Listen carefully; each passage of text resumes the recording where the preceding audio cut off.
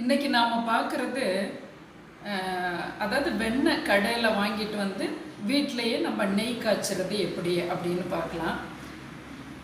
வீடுகள்லேயே நீங்கள் பாலில் இருக்கக்கூடிய ஒரு ஒரு ஒரு நாளைக்கு 1 லிட்டர் பால் வாங்குறீங்க அப்படின்னா 2 நேரம் வாங்கக்கூடிய பாலை ஒரே நாள்லேயே நீங்கள் ஒரே நேரத்தில் வாங்கிட்டு அதை நல்லா காய்ச்சி ஃப்ரிட்ஜில் வச்சு ஒரு 4 மணி நேரம் வச்சிங்கன்னா நல்லா மேலே ஆடை கட்டும். அந்த ஆடைகளை எடுத்து சேகரம் பண்ணி நம்ம ஃப்ரீசரில் டெபாசிட் பண்ணி மாதம் ஒரு முறை அதில் கொஞ்சமாக முதல் நாள் நைட்டு அதில் கொஞ்சம் மோரை விட்டு நல்லா அது வேதி வினை புரிய வச்சு அடுத்த நாள் அப்படியே நீங்கள் வெண்ணெய் கூட எடுக்காமல் நேரடி வடைச்சட்டியிலே போட்டு காய்ச்சினீங்கன்னா உங்கள் 1 மாதத்துக்கு தேவையான அந்த நெய் உங்களுக்கு கிடைச்சிரும். ஆனால் இப்போ உங்களுக்கு பல விஷயங்களால் உங்களுக்கு அந்த பால்லேருந்து ஆடைகள் எடுத்து நெய் செய்ய முடியாது அப்படிங்கிறவங்களுக்கு நீங்கள் கடையிலையே வெண்ணெயை வாங்கிட்டு வந்து எப்படி நெய் காய்ச்சறதுன்னு பார்க்கலாம். நெய்யை நீங்கள் கடையில் வாங்குறத விட வெண்ணெயை வாங்கிட்டு வந்து நீங்கள் உங்கள் கையால் காய்ச்சி அதை நம்ம உணவுக்கு சேர்க்கும் பொழுது கலப்படம் இல்லாத நெய் நம்மளுக்கு கிடைக்கும்.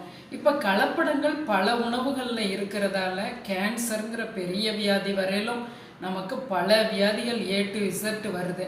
நம்மளால் முடிஞ்ச விஷயங்களில் நாமளாக ரெடி பண்ணிக்கக்கூடிய விஷயங்களில் இப்போ காய்கறியை நம்ம ஒவ்வொருத்தரும் அதை ஒவ்வொரு நபரும் போட்டு பண்ண முடியாது.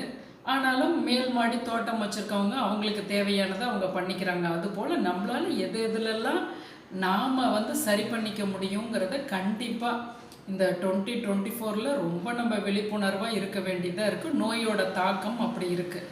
வாங்க கடையில் வாங்கிட்டு வந்த வெண்ணெயை எப்படி அழகாக நெய் காய்ச்சி எடுக்கிறதுங்கிறத பார்க்கலாம். அருணா சமையலறை சேனலை சப்ஸ்கிரைப் பண்ணிக்கிங்க. இப்போ நான் 1/2 கிலோ வெண்ணெய் பாக்கெட் வாங்கிட்டு வந்திருக்கேன். நீங்கள் ஒரு முறை ஒரு கடையில் வாங்கினீங்கன்னா அந்த நெய் குடும்பத்தில் இருக்கவங்கெல்லாம் நல்லா இருக்குன்னு சொன்னாங்கன்னா திரும்ப நீங்கள் அதே கடைகள்லையே நீங்கள் வெண்ணெயை வாங்கிக்கலாம். பாருங்கள், இதை நீங்கள் ஃப்ரிட்ஜில் வச்சிங்கன்னா அந்த பேக்கெட் பிளாஸ்டிக் பேக்கெட்டில் ஒட்டி வராது. ஒரு 1/2 மணி நேரம் வச்சு எடுத்துடலாம். இதை நம்ம அந்த நல்லா நீங்கள் காய்ச்சறதை விட அகலமான வடைச்சட்டியாக வச்சுக்கோங்க. இதெல்லாம் நல்லா கைகள்லையோ கரண்டிலையோ அந்த துளி ஒட்டி இருக்கிறதெல்லாம் நல்லா இப்படி சுரண்டி எடுத்துருங்க. ஃப்ரிட்ஜில் வச்சிங்கன்னாவே வலுவலுன்னு வந்துடும் வெண்ணெய். பாருங்கள், இப்போ ஒரு 20% ஃப்ளேம் வச்சுருக்கோம். நல்லா கரைஞ்சி கொடுத்து வந்துடும். ஏன்னா ஃப்ரிட்ஜிலையும் நான் வச்சுருந்ததால் கொஞ்சம் நேரம் ஆகும். பாருங்கள், 30 செகண்டில் இந்த அளவுக்கு கரைஞ்சி வந்துருச்சு. இப்போ கொஞ்சம் ஒரு 60% ஏற்றிக்கலாம்.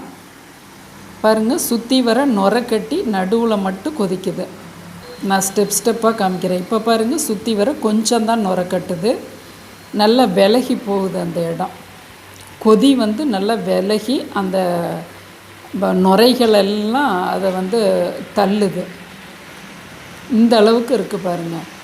இப்போ கொஞ்சம் 40% ஃப்ளேமில் கொஞ்சமாக இறக்கிக்கிங்க. நெய் காய்ச்சும் போது ரொம்ப பத்த காய வைக்கக்கூடாது, அதுபோல் சிம்மிலையும் வைக்கக்கூடாது. ஓரளவுக்கு நார்மல் அப்படி ஃப்ளேமில் வைங்க. 3 நிமிஷம் ஆகிருக்கு இந்த அளவுக்கு பபுள் வர்றதுக்கு. கண்ணாடி பபுள் வந்துருச்சுன்னாவே நெய் காய்ச்சலுக்கு சரியாயிருச்சுன்னு அர்த்தம். ஒரு 4 கல் உப்பு எடுத்து வச்சுக்கோங்க. இல்லைன்னா முருங்கைக்கீரையை இப்போ எடுத்து ரெடியாக வச்சுக்கோங்க. இப்போ கடலெண்ணெய் போல் தோற்றம் இருக்குது. இது நல்லெண்ணெய் போல் அந்த நிறத்துக்கு வரணும். அதாவது மஞ்சள் கலர் போயிடணும், நல்லெண்ணெய் நிறத்துக்கு வரணும். இப்போ நல்லெண்ணெய் நிறம் வந்துருச்சு. அந்த 5-6 கல் உப்பு போடுறோம். பாருங்கள், நான் அந்த நுரையை விலக்கி காட்டுறேன் பாருங்கள். கண்ணாடி பபுள் வந்தாவே நீங்கள் ரெடி ஆகிக்கணும். பாருங்கள், இந்த கலர் நல்லெண்ணெய் கலர். இதுதான். நீங்கள் அதுக்கப்புறம் கருப்பாக இருக்குமே நெய்யின்னு நினைக்க வேண்டாம். ஆறுனதுக்கப்புறம் நல்லா குருணையாக அருமையாக இருக்கும். இதை உடனே நம்ம அடுத்த இடத்துக்கு அந்த ஸ்டவ் இருந்த அடுப்பில் இருந்து மாற்றி வச்சுக்கணும். இப்போ நம்ம வடிகட்டிக்கலாம். ஏன்னா ஹீட்லேயே இருக்கக்கூடாது.